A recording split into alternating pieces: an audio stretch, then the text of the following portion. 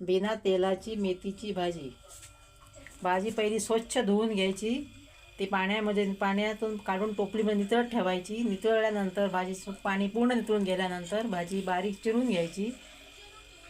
भाजीसाठी लागणारे 3 ते 4 हिरवी मिरची बारीक चिरलेली, 1 कांदा बारीक चिरलेला, 1 वाटी ओलं खोबरं किसलेलं.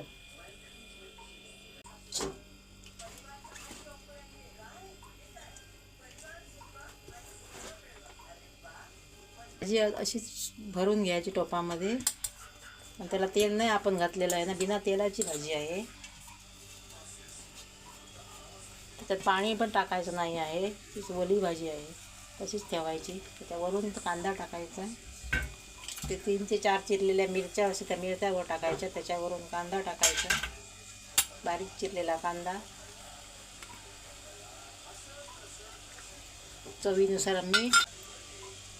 चवीनुसार मीठ टाकायचं आहे.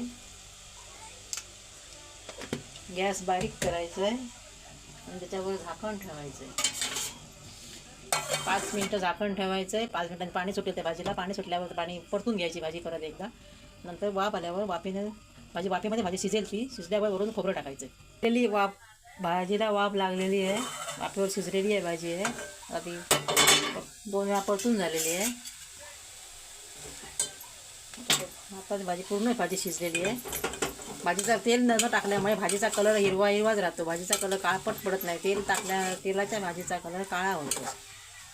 बिना तेलाच्या भाजीचा कलर हिरवाच राहतो. आता वरून भाजी पूर्ण शिजलेली आहे. आता त्याच्यात खोबरं टाकायचं आहे. खोबरं चवीनुसार आपण कितीही टाकू शकतो. जास्त पाहिजे जास्त टाकू शकतो, कमी पाहिजे कमी टाकू शकतो.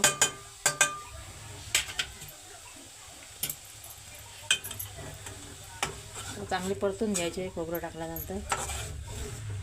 भाजीचं पूर्ण पाणी सुकून गेल्यानंतरच भाजीमध्ये खोबरं टाकायचं आहे. आता परतून घ्यायचे. 2 ते 3 मिनटं तशीच ठेवायचे वाफेवर आणि गॅस बंद करायचा आहे. झाली आता बिना तेलाची मेथीची भाजी. ती टेस्टी पण असते आणि हेवी राहते, काळी पडत नाही आणि आरोग्यालाही चांगली असते. शुगरच्या माणसाला पण चांगली असते. 2 ते 3 मिनटं झाकण ठेवायचं आहे. झालं.